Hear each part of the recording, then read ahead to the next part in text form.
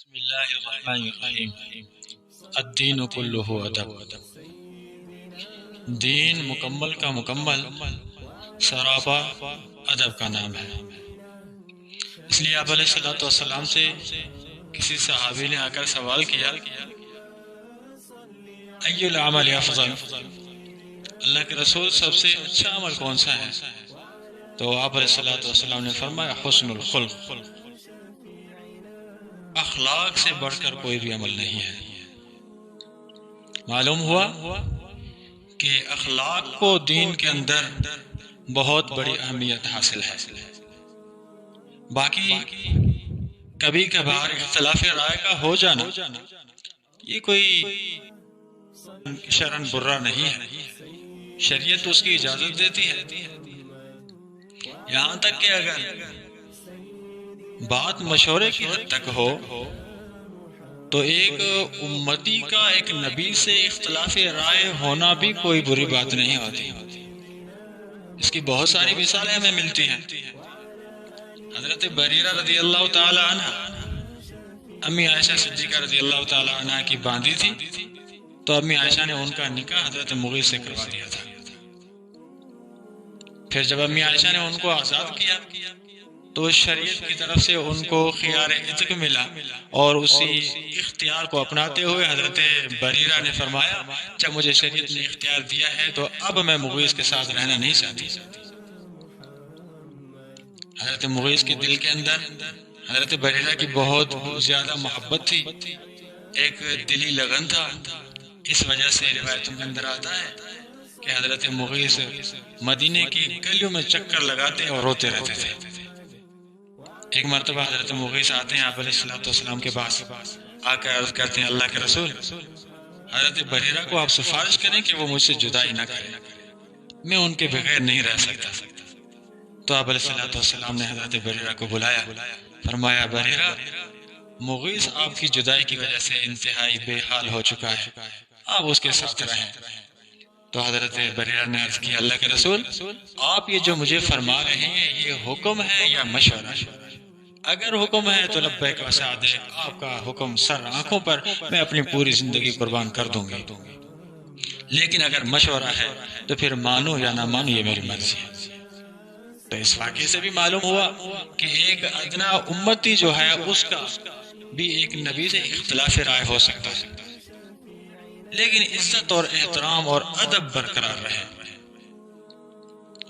امام شافعی رحمۃ اللہ علیہ، امام اعظم ابو حنیفہ رحمۃ اللہ علیہ کا ہزاروں مسائل کے اندر اختلاف واقع ہوا ہے، اور ان میں سے ایک واقعہ یہ بھی تھا کہ امام شافعی رحمۃ اللہ علیہ فرماتے ہیں نماز کے اندر رفع الیدین کرنا اولا اور افضل ہے، لیکن امام اعظم ابو حنیفہ رحمۃ اللہ علیہ فرماتے ہیں ترک رفع الیدین اولا اور افضل ہے۔ ان کے پاس بھی دلیل احادیث ہیں، ان کے پاس بھی دلیل احادیث ہیں۔ پھر ایک مرتبہ ہوا یوں کہ امام شافعی رحمۃ اللہ علیہ کوفے میں آتے ہیں، امام ابو حنیفہ رحمۃ اللہ علیہ کے شہر میں آتے ہیں۔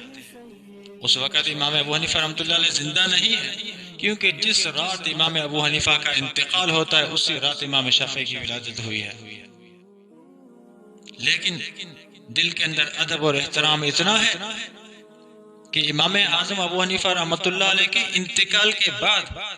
امام شافعی کوفہ میں آتے ہیں، امام ابو حنیفہ کے شہر میں آتے ہیں اور نماز پڑھاتے ہیں، تو نماز کے اندر رفع الیدین نہیں کرتے، ترک کے رفع الیدین کے ساتھ پوری نماز پڑھا کر مکمل کرتے ہیں۔ جب نماز مکمل ہوئی تو لوگوں نے سوال کرنا شروع کر دیے کہ حضرت آپ تو رفع الیدین کے قائل ہیں، لیکن آج آپ نے مکمل نماز کے اندر تکبیر تحریمہ کے بغیر کہیں رفع الیدین کیا ہی نہیں۔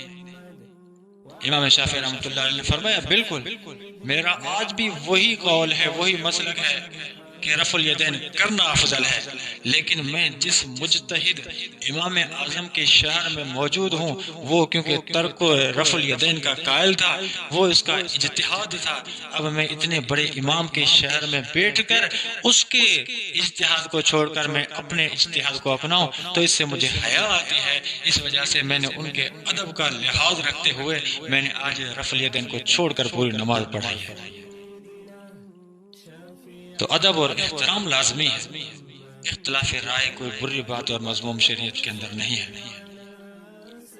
مولانا تھانوی رحمۃ اللہ علیہ اور مولانا احمد رضا خان بریلوی، ان دونوں کے بہت بڑے اختلافات تھے، عقائد کے اندر، فروعی مسائل کے اندر بھی بڑے اختلاف واقع تھے، لیکن حضرت تھانوی رحمۃ اللہ علیہ جب بھی اپنی مجلس کے اندر نام لیتے تھے تو مولانا مرحوم احمد رضا خان کے نام سے یاد کرتے تھے۔ حضرت کی مجلس کے اندر ایک شخص نے احمد رضا صرف کہہ دیا تو حضرت ناراض ہو گئے، فرمایا ان کے ساتھ ہمارا کوئی جائیداد کا جھگڑا نہیں ہے، کوئی ذاتی اختلاف یا کوئی اپنی مفادات کا اختلاف نہیں ہے، ان کے ساتھ ہمارا اختلاف بھی شریعت کے نقطہ نظر سے ہے۔ تو کیا اس کی وجہ سے وہ اتنا گرا بن گیا، اتنا ہماری نظروں کے اندر گر گیا کہ اب ہم اس کا احترام کے ساتھ نام ہی نہ لیں؟ یہ انتہائی گری بات ہے، بری بات ہے۔ اس وجہ سے ادب اور احترام اس کا حق ہے اور اس کو پورا حق دینا چاہیے۔ اور اسی طرح حضرت نانوتوی رحمۃ اللہ علیہ کے زمانے کے اندر دہلی کی مسجد کا ایک امام تھا جو نانوتوی رحمۃ اللہ علیہ کو بہت زیادہ گالیاں بھی دیتا تھا، تو اس کے ساتھ ساتھ انہوں نے حضرت نانوتوی رحمۃ اللہ علیہ کے اوپر کفر کا فتویٰ لگا دیا تھا۔ ایک دن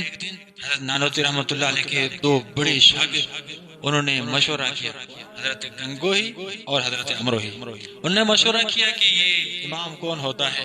جو ہمارے شیخ کے خلاف باتیں کرتا رہتا ہے اور ان پر کفر کے فتوے لگاتا ہے، کبھی چل کر اس کے ساتھ مناظرہ کرنا ہے، بحث مباحثہ کر کے اس کو سبق سکھانا ہے تاکہ پتہ چلے کہ تو نے کس کے شیخ کو اور کس ہستی کے بارے میں گستاخی کی ہے اور اس کے بارے میں برے الفاظ بولے ہیں۔ حضرت نانوتوی رحمۃ اللہ علیہ کو جیسے ہی پتہ چلتا ہے کہ میرے شاگردوں نے اس طرح کا کوئی منصوبہ بنایا ہے، کسی کی تذلیل کرنے جا رہے ہیں، تو حضرت نانوتوی رحمۃ اللہ علیہ دوسرے دن عشاء کی نماز پڑھنے کے بعد اپنے شاگردوں کو بلاتے ہیں اور فرماتے ہیں کہ آج جانا کہیں نہیں ہے، آج فجر کی نماز ہمیں دہلی کی فلاں مسجد کے اندر پڑھنی ہے۔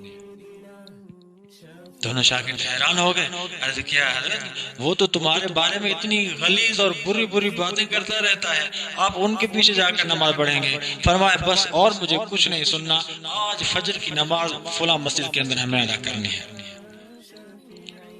صبح کے وقت اٹھے ہیں، تہجد کی نماز ادا کی ہے، نماز ادا کرتے ہی وہاں سے روانہ ہوئے، آ کر دہلی پہنچے ہیں، فجر کی نماز کا ٹائم ہو گیا، نماز شروع ہو چکی تھی، اس وجہ سے آ کر صف کے اندر تکبیر باندھ کر کھڑے ہو گئے، نماز مکمل کی۔ جیسے امام نے سلام پھیرا تو امام کے پاؤں سے زمین نکل گئی کہ اتنے بڑے عالم جس کے بارے میں میں نے انتہائی نازیبا الفاظ استعمال کیے، کفر کے فتوے لگائے، آج اس نے میرے پیچھے نماز پڑھی ہے۔ جب نماز مکمل ہوتی ہے آ کر امام حضرت کے پاؤں پکڑتا ہے، آ کر معافی مانگتا ہے، حضرت میں نے آپ کے خلاف بہت ساری باتیں کی، لیکن آپ کی یہ محبت ہے، یہ شفقت ہے کہ آج آ کر آپ نے میرے پیچھے نماز پڑھی ہے۔ فرمایا تو نے جو فتویٰ دی ہے اس فتویٰ کا میرے دل کے اندر احترام ہے، تو نے فتویٰ اس آدھار پہ دی ہے، اس وجہ سے دی ہے کہ تجھے پتہ چلا تھا کہ نانوتوی نے کسی وقت آپ علیہ السلام کے شان میں گستاخی کی۔ میرا بھی یہی نظریہ ہے کہ اگر کوئی بھی شخص ایک ادنا سی بھی گستاخی آپ علیہ السلام کی کر لیتا ہے تو وہ پرلے درجے کا کافر اور ملحد ہوتا ہے، لیکن ایک شکوہ آپ پر ہے، ایک آپ سے ایک گلہ ہے کہ آپ نے اس بات کی تحقیق نہیں کی، آپ نے کسی سے پوچھا نہیں کہ یہ بات جو نانوتوی کے بارے میں کی گئی یہ سچی ہے یا جھوٹی ہے۔ بہرحال جب حضرت نانوتوی رحمۃ اللہ علیہ نے ان کا ادب اور احترام کیا تو اس دن سے وہ حضرت نانوتوی رحمۃ اللہ علیہ کا گرویدہ بن گیا، اور جب بھی نام آتا تھا تو احترام کے ساتھ نام لیتا تھا۔ تو معلوم ہوا کہ اختلاف رائے کا ہو جانا کوئی بری بات نہیں ہے، لیکن دل کے اندر عزت احترام ہر ایک کے لیے ہونا چاہیے، اور یہی سبق ہمیں دین کے ہر حکم سے ہر بات سے ملتا ہے۔ اللہ تعالی ہمیں بھی ادب اور احترام کے ساتھ زندگی گزارنے کی توفیق عطا فرمائے۔ وما علینا الا البلاغ۔